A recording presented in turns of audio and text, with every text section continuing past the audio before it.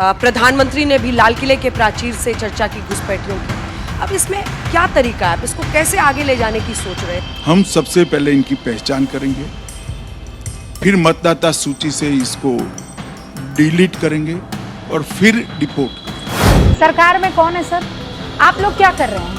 हाथ बांध कर पॉपकॉर्न जो है वो अभिजीत अय्यर जी अक्सर अपने हाथ में पॉपकॉर्न रखते हैं जब कोई इम्पोर्टेंट बात कर रहे होते हैं, तो आप लोग क्या वो वाला पॉपकॉर्न खा रहे हैं? हर बार मोदी नहीं रहेगा, अब सरकार इन्हीं को बनाना है, इन्हीं को कांग्रेस को बनाना है। हाँ, कांग्रेस का राज था तो हम लोग आजादी थे, हम आजादी में घूमते थे हम लोग। सवाल था घुसपैठियों का, सामने थे अमित शाह, सवाल पूछ लिया गया, लेकिन सवाल पूछा क्या गया वो भी दिखाऊंगा, और जो जवाब दिया गया है उससे कितने संतुष्ट हैं आप वो जरूर बताइएगा। क्योंकि एक राग साल 2014 से पहले इसी बीजेपी और इन्हीं मोदी और शाह ने अलग अलग मंचों से अलापा था कि ये जी, 2G, 3G, जीजा जी, तमाम बात, लेकिन सत्ता में आने के बाद जब कुछ कर नहीं पाए और सवाल पूछा तो बिलबिला उठे थे। कुछ ऐसे ही हालात अब भी हैं। एक ही राग लगातार अलापा जा रहा है, घुसपैठिए। लेकिन घुसपैठिए को लेकर सवाल पूछने से लेकर जवाब तक जरा देखिएगा, हैरत में पड़ जाएंगे। क्योंकि जो सामने बैठकर सवाल पूछ रही थी वो जानती हैं कि अगर टेढ़े मेढ़े सवाल पूछ लिए गए तो छोटे हुजूर नाराज हो सकते हैं। जैसे आपको दिखाऊंगा बीजेपी के प्रवक्ता अपनी सीट से उछल पड़े थे और कैसे एक महिला एंकर से बात करते, वो देखिए। दिखाऊंगा कथनी और करनी में कैसे अंतर हो जाता है और इन्हें अंधभक्तों का चाणक्य कहते हैं। नरेंद्र मोदी साहब की भी कुछ वादे याद दिलाऊंगा। बिहार की जनता किस तरह से नाराज है वो भी देखिएगा। विधायक की हनक देखिए, आज बहुत कुछ है, देखते जाइए। नमस्कार, मैं हूं प्रज्वल गौतम और आप देख रहे हैं the live TV. The live TV, सच सबसे आगे। ये बयान चूंकि पिछले कुछ दिनों से अलग अलग इनकी वायरल हो रही है बहुत सारी, जिसमें अंजना ओम कश्यप ने अमित शाह से एक कार्यक्रम के दौरान सवाल किए थे। पंचायत सुनिए। सवाल डेमोग्राफी चेंज का है। आपने भी कई बार भाषणों में इसकी चर्चा की है। प्रधानमंत्री ने भी लाल किले के प्राचीर से चर्चा की घुसपैठियों की। अब इसमें क्या तरीका है, आप इसको कैसे आगे ले जाने की सोच रहे हैं? इसमें क्या आपका बड़ा, कैसे सख्त कार्रवाई करेंगे कि भाई नहीं, ये इतने घुसपैठी, अब तो हम इनको अवैध घुसपैठियों को बाहर भेजेंगे? देखिए, हमने बहुत स्पष्टता से सुनिए, देश की जनता के सामने हमारे विचार रखेंगे। अच्छा, हम सबसे पहले इनकी पहचान करेंगे, फिर मतदाता सूची से इसको डिलीट करेंगे और फिर डिपोर्ट करेंगे।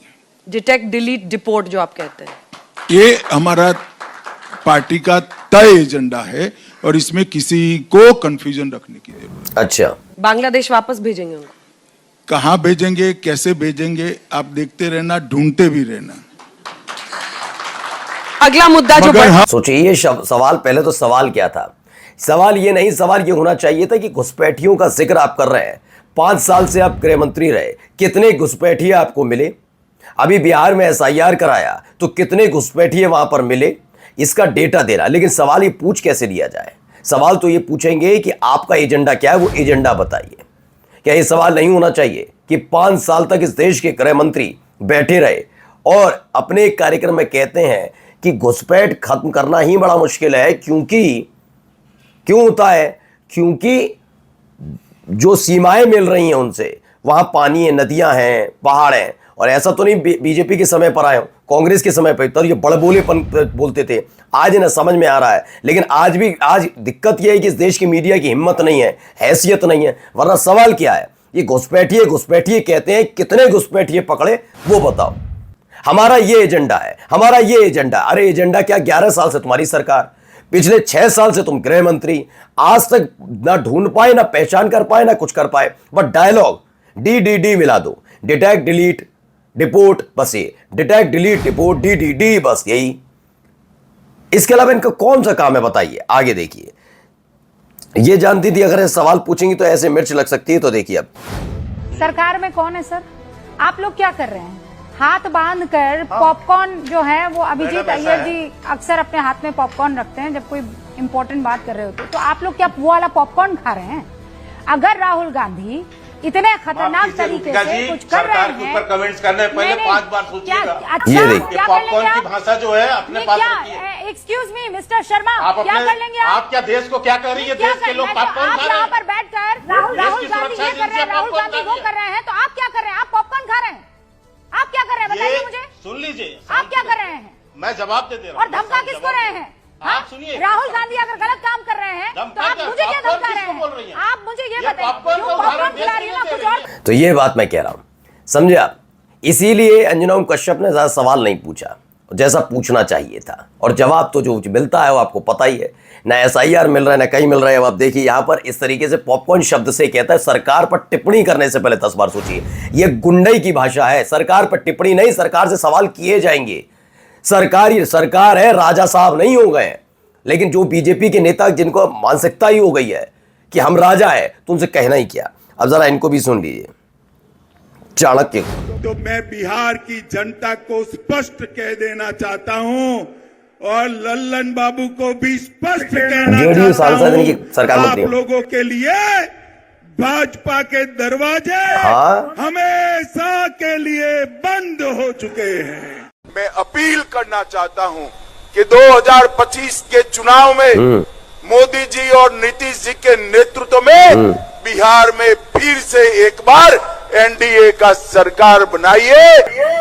अब सुनिए, 2 साल में इनका मन बदल गया। मैं पहले भी बताता रहा हूं कि अगर आप सोचते हैं कि जो ये कहते हैं करते, बहुत लोग कहते हैं मुझसे कि जो चाणक्य ने, जो अमित शाह ने कह दिया वो हो गए। अब आप पहला तो ये देख लिए 2023 में क्या कहा था, 2025 में बदल गए। इन्हें सिर्फ सत्ता, और 2025 नहीं 2024 में बदल गए थे। 1 साल भी न टिकान की बात है। ठीक है, ये वो व्यक्ति हैं।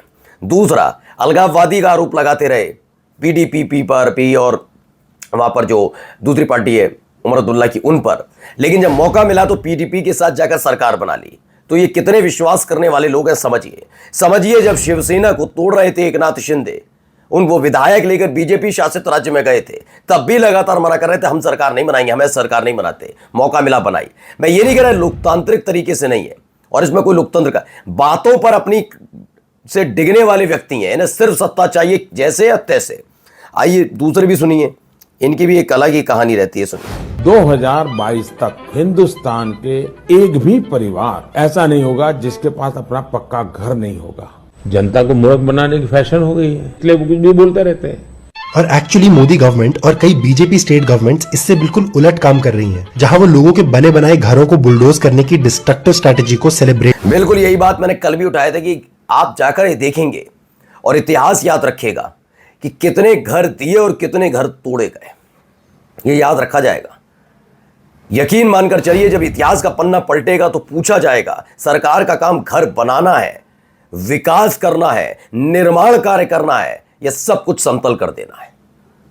तब आकलन होगा कि इसने कितना काम किया। सुनिए बिहार की जनता कितनी खुश है इन लोगों से। हर बार मोदी नहीं रहेगा, अब सरकार इन्हीं को बनाना है, इन्हीं को कांग्रेस को बनाना है। हाँ, कांग्रेस का राज था तो हम लोग आजादी थे, दम आजादी में घूमते थे हम लोग, कोई डर भय कोई नहीं। अभी हम लोग घर में घुटन की जिंदगी मर रहे हैं, जी रहे हैं। छठ पर्व करते हैं सर, 2 लोग चैत वाला भी कार्तिक वाला भी, वो नाला से हम लोग आना जाना करते हैं। इतना हम लोग का साधन खत्म कर दिया है। अब सोचिए, ये हालात बनाए, कुछ लोग अब जाग रहे हैं, उनको मालूम है कि जो त्योहार हम खुशी से मना लेते थे बिना डर के, ऐसा लगता ही नहीं था क्या होगा। अब डर लगता है कि कोई हिंदूवादी संगठन, कोई भी संगठन में, एक संगठन ने हिंदूवादी संगठन के साथ साथ गुट तो हर एक में बने हुए हैं भाई। क्लियर बात है कि वो उधर भी उकसाने के लिए बैठे रहते हैं, फिर पूरा मुस्लिम समाज। लेकिन जब इनका आता है तो ये तो शांति दूत कहलाते हैं।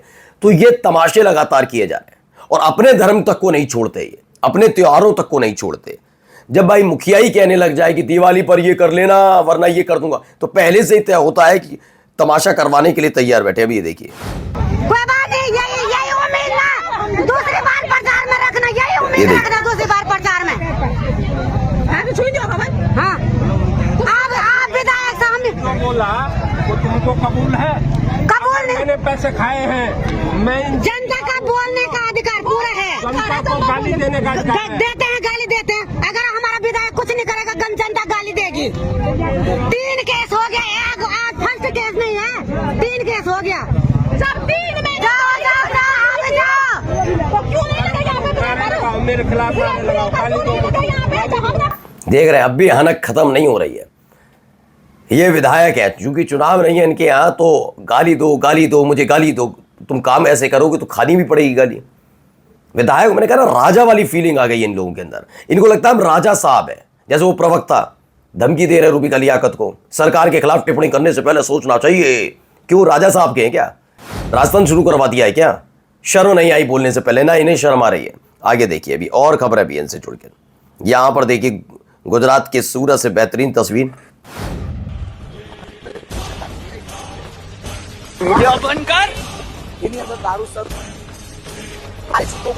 ये देख रहे हैं, हाथापाई हो रही है, तमाम चीजें हो रही हैं। यह बताया जा रहा है गुजरात में मगर अब धन पशुओं के हौसले इतने बढ़ गए हैं कि उनकी बिगड़ी औलादें पुलिस पर हमला करने से बाज नहीं आती। घटना सूरत की। पुलिस ने रईसजादों की एक शराब पार्टी पर छापा मारा। पकड़े जाने पर एक व्यापारी का लड़का पुलिस से भिड़ गया। यहां तक तो ठीक है, मगर इस लड़के के खिलाफ कोई कार्रवाई भी नहीं हुई, ऐसा दावा किया जा रहा है। और अगर ऐसा ही चलता रहा तो जैसे BR गवाई पर हमले के बाद एक और जज से बदतमीजी का वीडियो सामने आया, ये लगातार यही चीजें चलेंगी। अब सोचिए देश किस तरफ बढ़ चुका है। एक बहुत महत्वपूर्ण बात कही कर, ವೈಯಕ್ತಿಕ ಟೀಕೆ ಮಾಡ್ತಾ ಇರೋದು ಹೊರತು ನನ್ನ ಪ್ರಶ್ನೆಗಳಿಗೆ ಉತ್ತರ ನಿಮ್ಮ ಹತ್ರ ಇಲ್ಲ. ನಿಮ್ಮ ಮಕ್ಕಳು ಯಾಕೆ ಈ ಸಂಘಟನೆಗಳ तो बीजेपी के आरोप तमाम तरह के लग रहे हैं। कर्नाटक में जो मंत्री हैं और इन्होंने कहा कि RSS के कार्यक्रम बैन होने चाहिए। इस पर सवाल पूछा जा रहा था तो प्रियंक खरगे ने कहा, बिल्कुल मैं बोलना बंद कर दूंगा। पहले बीजेपी के बच्चे, बीजेपी नेताओं के बच्चे RSS की यूनिफॉर्म पहन के घुमा करें, गोमूत्र पिया करें सार्वजनिक तौर पर, तब वो बोलना बंद करेंगे। ये मुद्दा उन्होंने उठा दिया है। और जाते जाते खबर केरला बीजेपी चीफ राजीव चंद्रशेखर से जुड़ा हुआ, जिन पर आरोप है 500 करोड़ के KIADB लैंड स्कैम का। ना, गलत खबर है। स्कैम करते नहीं है, बीजेपी का कोई नेता स्कैम नहीं करता। वो जन कल्याणकारी काम करते हैं, सिर्फ जन कल्याण का। नमस्कार। द लाइव टीवी, सच सबसे आगे।